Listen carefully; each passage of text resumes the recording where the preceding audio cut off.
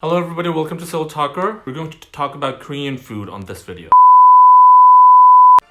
In the upcoming videos, we're going to talk about Korean food, not just the Korean food itself, but the history behind the food. You know, how it was introduced, how it is made, how is it made, and maybe some of the famous restaurants that make the food in Korea. And we're also going to talk about the table manners in Korea, because some of the table manners in Korea are a little different from that of other countries, even from Japan and China. But before going on to the specific Korean food, I thought it would be better for us to give you a general background on the Korean food and the history, because there are some facts that are not true, that are taken as facts, even for the Korean food lovers. So we're going to talk a little bit about the Korean food's history. By the end of this video, I hope you'll be able to get a brief idea on what the Korean food, how it has been evolving throughout the history. I think the first question that we have to raise is, what is traditional? How long does it have to be a tradition for a certain country or a certain nation or heritage or whatever? In Korea, when we talk about history, we always mention 5,000 years of history. And when we talk about 5,000 years of history, that usually includes a Gojoseon era of 3 countries with Goguryeo, Silla, Baekje, and then it goes on to Goryeo, Joseon, Japanese annexation, and Republic of Korea, which coexist with Democratic People's Republic of Korea on the northern part of the peninsula. And of course, the Korean food has been constantly changing along with the countries. But when we say traditional Korean food in Korea, we always think about certain foods that we commonly know, like bulgogi, that's marinated beef, like Bibimbap, that's like a mixture of rice and a lot of vegetables. And kimchi, of course, is very famous, the spicy cabbage. But the thing is, the more we know about the food and the history of Korea, we have to wonder if that's really traditional. We can definitely say that it's Korean, because Korea eat it and it originated from Korea. But is that really traditional? How far do we have to go to say something is traditional? Because some of the histories of the food are not that long, or at least not as long as most people think it is. So if it just originated from Korea, you can say it's a Korean food and it's traditional. All the foods that I've mentioned are definitely Korean food and it's traditional. But there are a lot of the changes that occurred in the food. Now I'm going to tell you some of the facts that might really surprise you, especially if you're a Korean food lover. Korean barbecue is not Korean. It's not traditionally Korean, at least. This is a fact because the 2 dynasties that existed before Joseon, Silla and Baekje, they were all Buddhist countries. And in Buddhism, they ban eating meat. So until the Mongolians invaded Goryeo, the people in the Korean peninsula, whom the Koreans, us, call ancestors, didn't eat meat at all. They were all vegetarians because the national religion of Silla and Baekje was Buddhism. Therefore, they were banned from eating any kind of meat. So basically, in the Korean peninsula, they have a history of eating meat until like Goguryeo era. But for hundreds of years, our ancestors, they didn't eat any meat until they were invaded by the Mongols. And after being invaded by the Mongols, they've started eating meat, but that wasn't that common either. Some claim that bulgogi comes all the way from Goguryeo, but there are records in the Joseon dynasty in the cookbooks where they talk about a marinated beef, which seems to be a bulgogi. But back then, the bulgogi wasn't really the kind of bulgogi we have right now. The bulgogi in our days, the bulgogi in our ages usually have soup along with the bulgogi, and we even dip rice into the soup and then eat that. We even have a food called bulgogi tteopbap, where we pour on the bulgogi on top of the rice. But the bulgogi in the Joseon era, or what is claimed to be the ancestor of bulgogi in Joseon era, were actually marinated beef that was cooked right on the fire like the Korean barbecue. So it didn't have any, sauce that was, running so that people can actually dip their rice into it. And the reign of Silla and Baekje were hundreds of years, so there was no way food from Goguryeo could have been passed along to Joseon and to us. So the bulgogi, or any kind of meat that you take it as being Korean, don't have a very long history. Yes, including the galbi, samgyeopsal, or any Korean barbecue, it doesn't have such a long history. But then, which kind of meat have a longer history among all the Korean meat dishes? It's definitely the marinated dishes like galbi or bulgogi, because Koreans weren't really used to eating meat that much, so they weren't used to eating raw meat fried on something.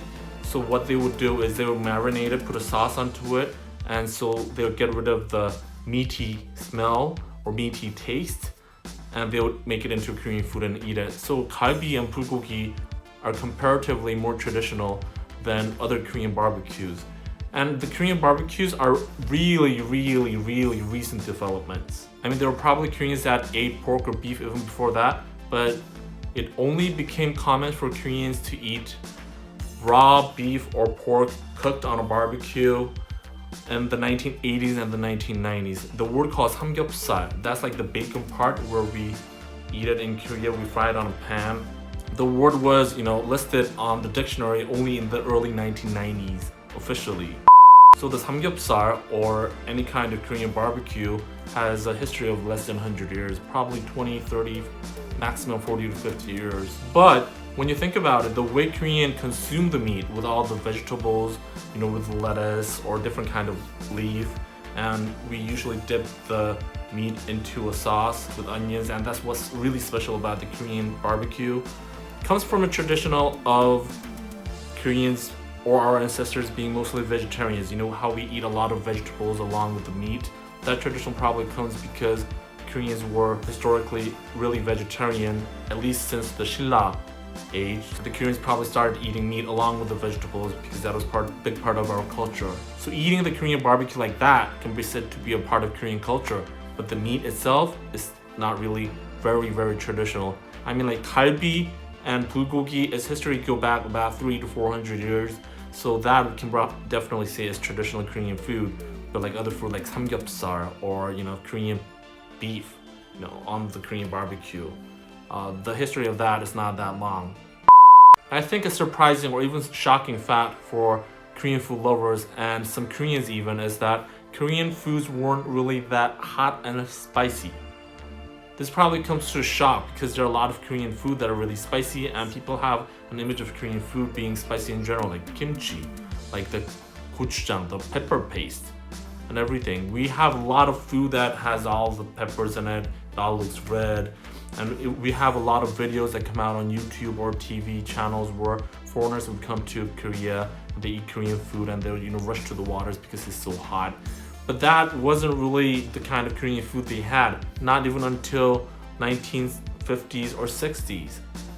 The kimchi in Korea until 1940s and 50s or even 60s weren't that red. According to the cookbooks during the Japanese annexation era, the only pepper they used was just sliced, and they were just that big. They would like cross slice it and have on the kimchi. They wouldn't be like in the kimchi. They won't make a kimchi out of a red pepper powder that they use in all Korean kimchi these days.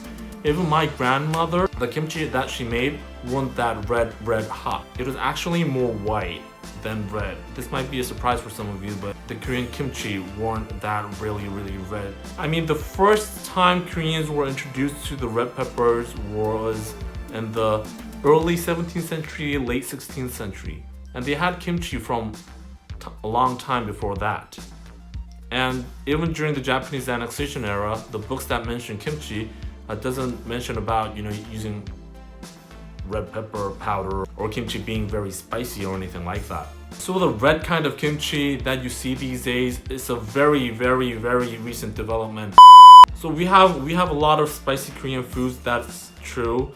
Like even the Korean instant noodles are very hot, and they even have a bulgogi, which is an instant noodle that's really hot, and a lot of Korean people can't even eat. When we have a Korean food that's called 엽떡. If I were to translate that would be like spicy as hell. So there are a lot of Korean foods that are very extremely spicy even, but the development of those food don't go even 100 years. That was a development at maximum about 60 to 70 years. So that the history of such spicy food is very short. And if you see a very spicy food in Korea, you can definitely say that those food do not go back as long as some of the oldest Korean foods. And regarding bibimbap, I think is one of the most famous Korean food around the world. Jeonju area is really famous for the bibimbap, but when we look at the history of bibimbap, Jeonju isn't really the area where bibimbap was most famous. Bibimbap was actually more famous in an area called Jinju. They are located in a totally different area.